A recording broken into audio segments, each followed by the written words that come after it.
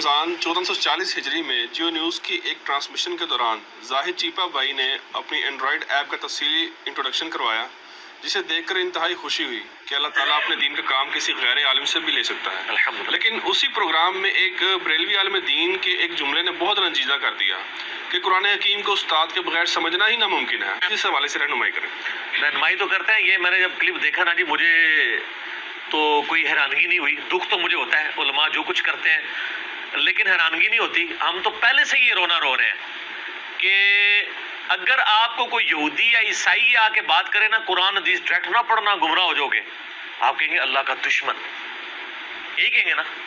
اور اگر ایک داڑھی پگڑی والا خوبصورت سی شکل بنا کے آپ کو کہہ دے قرآن ڈائریکٹ نہیں پڑھنا، گمراہ ہو جاؤ گے، کہتے ہیں علامہ صاحب نے فرمایا۔ بسم اللہ الرحمن الرحیم۔ السلام علیکم دوستو، آپ نے دیکھا اور سنا جس طرح انجینئر مرزا صاحب جھوٹے ہیں، یہ اپنے ماننے والوں کو جھوٹ ہی سکھاتے ہیں اور جھوٹ ہی ان کو گھول کے پلاتے ہیں اور پھر وہ جھوٹ ہی بولتے ہیں۔ اس بندے نے جھوٹا سوال کیا، آپ نے سنا کہ جناب رمضان ٹرانسمیشن میں زاہد چیپا صاحب نے اسلام 360 کا ایپ جو ہے اس کا تعارف پیش کیا، تو وہاں ایک بریلوی عالم تھے، ان کے ایک جملے نے بڑا رنجیدہ کیا۔ وہ جملہ یہ تھا کہ قرآن کو بغیر استاد کے سمجھنا ہی ناممکن ہے۔ دوستو اس ویڈیو کا یوٹیوب پہ موجود ہے، آپ کو میں لنک دیتا ہوں کہ رمضان ٹرانسمیشن وتھ کوکب نورانی اسلام 360 زاہد چیپا لکھیں گے، آپ کو وہ ویڈیو مل جائے گی۔ 13 منٹ 35 سیکنڈ کی ویڈیو ہے، اس میں ایسی کوئی بات نہیں ہے کہ قرآن ڈائریکٹ پڑھیں گے تو آپ گمراہ ہو جائے گا۔ مرزا صاحب نے آگے کس طرح اداکاری کی، نہ آپ کوئی ہندو ہمیں آ کے کہے، کوئی یہودی ہمیں آ کے کہے یہ تو داڑیاں پگڑیاں پہن کے اس طرح کرتے جس طرح اس نے بات کی ہے۔ اصل بات یہ کہ کیا علامہ کوکب نورانی صاحب نے بات کی؟ نہیں کی۔ ویڈیو آپ کے سامنے میں آپ کو دکھاتا ہوں۔ جہاں فائدہ ہے بغیر استاد کے نقصان بھی ہے۔ جی بالکل حضرت علماء کرام ہی اسی کا خاصہ ہے الحمدللہ۔ تمام کے تمام علماء تمام مکاتب فکر کے، ان تک سے لے کے سعودی عرب کے تمام علماء کو دکھا کے سرٹیفکیٹ بھی موجود ہے۔ میرے خیال میں کہ جو آپ کی سمجھنے کے لیے ضروری ہے، جی جی بالکل، بغیر استاد کے اس کا نقصان بھی ہے۔ جی دوست، آپ نے دیکھا انہوں نے صرف اتنی بات کی ہے کہ اس ایپ کا جہاں فائدہ ہے نقصان بھی ہے، بغیر استاد کے سمجھنے کے لیے نقصان بھی ہے۔ تو انہوں نے اس ایپ کے بارے میں بات کی ہے، قرآن کا تو انہوں نے نام ہی نہیں لیا۔ کتنا بڑا جھوٹ، اور پھر جھوٹ پر اس نے تہمت کی عمارت جو ہے وہ کھڑی کی ہے، اور علماء کے خلاف اس طرح کی باتیں۔ اور اسی ویڈیو میں آگے کہتا ہے کہ جناب جب تک زاہد صاحب بات کرتے رہے، علامہ کوکب نورانی صاحب نے ہاتھ کھڑا کیا ہوا تھا۔ بس اللہ کے بندے اتنے جھوٹ بول رہے ہو، آپ دیکھ لیں دوستو وہ ویڈیو 13 منٹ اور 35 سیکنڈ کی ویڈیو ہے، یوٹیوب پہ آپ دیکھ لیں۔ اس میں 9 منٹ اور 10 سیکنڈ پر انہیں ہاتھ کھڑا کیا سوال کرنے کے لیے، اور 9 منٹ 40 سیکنڈ سے پہلے ہاتھ نیچے رکھ دیا انہوں نے۔ صرف سوال کیا کہ اس کو بغیر استاد کے پڑھنے کا نقصان بھی ہے۔ قرآن کی انہوں نے بات ہی نہیں کی، ایپ کی بات کی ہے۔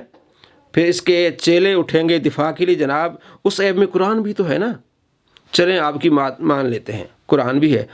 تو میں آپ کو مسلم سے ثابت کر کے دیتا ہوں کہ بغیر استاد کے قرآن پڑھنے کا نقصان بھی ہوتا ہے۔ مسلم میں 6 حدیثیں ہیں، 3079 80 اس طرح 6 حدیثیں ہیں، جس میں عروہ کہتے ہیں کہ میں نے حضرت عائشہ رضی اللہ تعالیٰ عنہ سے عرض کی۔ عروہ حضرت عائشہ رضی اللہ تعالیٰ عنہ کے بھانجے ہیں، حضرت عبداللہ بن زبیر کے بھائی اور زبیر بن عوام کے بیٹے۔ وہ کہتے ہیں کہ میرے خیال میں حج کے لیے، عمرے کے لیے صفا مروہ کی سعی کرنا ضروری نہیں ہے۔ حضرت عائشہ رضی اللہ تعالیٰ عنہ نے پوچھا وہ کیوں؟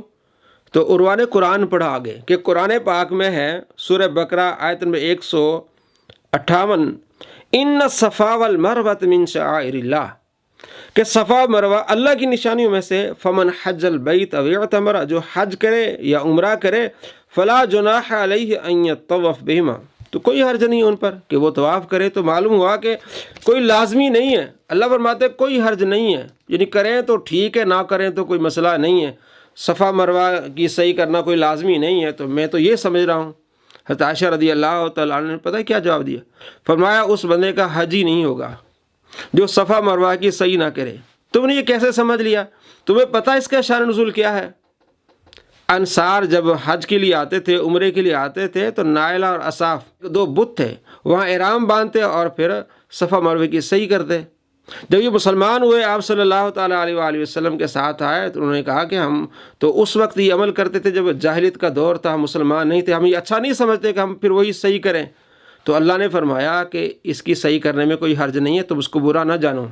یہ حضرت عائشہ رضی اللہ تعالیٰ عنہ نے فرمایا کہ صفا مروہ کے بغیر تمہارا حج ہی ممکن نہیں ہے۔ قرآن تو پڑھ رہے ہو، بغیر استاد کے تم نے جو مسئلہ نکالا یہ غلط ہے، تم سے غلطی ہو گئی ہے۔ تو بغیر استاد کے قرآن پڑھنے سے نقصان بھی ہوتا ہے۔ اگر حضرت عائشہ رضی اللہ تعالیٰ عنہ انہیں نہ سمجھاتی تو انہوں نے یہی سمجھنا تھا کہ صفا مروہ کی صحیح کوئی لازمی نہیں ہے، اور صفا مروہ کی صحیح کرنا یہ رکن ہے حج کا، بغیر اس کی صحیح کے حج مکمل ہی نہیں ہے۔ تو معلوم ہوا کہ بغیر استاد کے نقصان بھی ہو سکتا ہے، اور یہ علامہ کوکب نورانی کی بات بالکل درست ہے، اور یہ حدیث سے ثابت ہے۔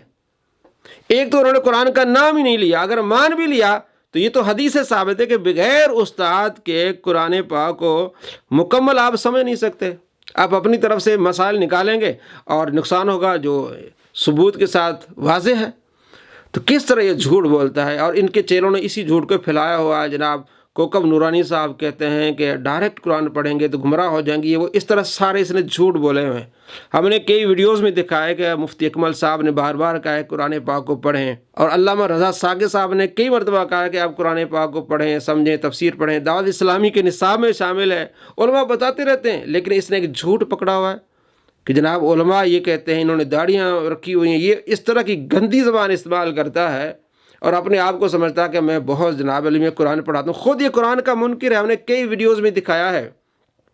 یہ کہتا ہے کہ حضرت ابوبکر صدیق رضی اللہ تعالیٰ عنہ کی صحابت قرآن سے ثابت ہے، سورہ توبہ آیت نمبر 40 سے، اور جو حضرت ابوبکر صدیق رضی اللہ تعالیٰ عنہ کے صحابت کا انکار کرے وہ کافر ہے۔ پرانے زمانے میں اس نے یہ کہی ہوئی یہ باتیں ہیں، اور اب یہ کہتا ہے کہ حضرت ابوبکر صدیق رضی اللہ تعالیٰ عنہ کا انکار کرنے والا وہ کافر تھوڑی ہوگا، یعنی قرآن کا یہ منکر بن گیا ہے، یہ منکرین قرآن میں سے شامل ہو گیا ہے۔ تو یہ قرآن آپ کو سکھائے گا کس طرح اس نے جھوٹ بولا، واضح ہے، ہم نے آپ کو دکھایا۔ تو ہم آپ کو یہ دکھا رہے ہیں کہ ایسے جھوٹوں کی باتوں پر کوئی اعتبار نہیں۔ آپ ویڈیو جا کے دیکھ لیں یوٹیوب پہ، آپ کو معلوم ہو جائے کہ کتنا اس نے جھوٹ بولا ہے، کس انداز سے جو اس نے اداکاری کی ہے۔ اللہ تعالیٰ کی جھوٹوں پر لعنت ہو، اور ایسے جھوٹوں اور شریروں سے آپ کو اللہ کریم محفوظ فرمائے۔ السلام علیکم ورحمۃ اللہ وبرکاتہ۔